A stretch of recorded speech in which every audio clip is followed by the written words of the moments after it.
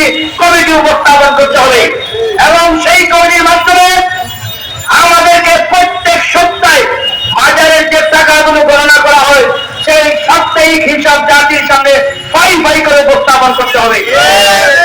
আমরা অনতিবিলম্বে সিলেট ফাউন্ডেশন বাংলাদেশ কর্তৃক আয়োজিত আজকের এই মানববন্ধনে পরিষ্কারভাবে বলতে চাই, আপনারা সিলেটের মানুষকে ধোঁকা দিতে পারবেন না। একদলীয় ভাবে আপনারা একটি কমিটি করে ফেললেন, সিলেটের মানুষকে আপনারা কি দাম দেন না? সিলেটের মানুষকে আপনারা গণনা করেন না? আপনারা নিজেরাই মিলে একটি কমিটি দিয়ে ফেললেন, সেই কমিটিকে সংস্কার করতে হবে অনতিবিলম্বে।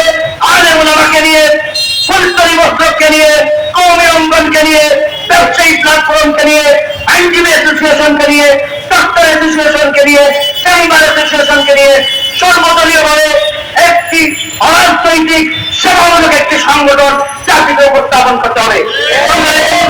এর মধ্যে নিয়ে যে সমস্ত কমিটি করা হয়েছে সেই কমিটির মধ্যে অনেক ষড়যন্ত্র হয়েছে, সেই ষড়যন্ত্রকে আমরা মানতে হবে এবং প্রত্যেকটা সেক্টরের লোক এখানে রাখতে হবে।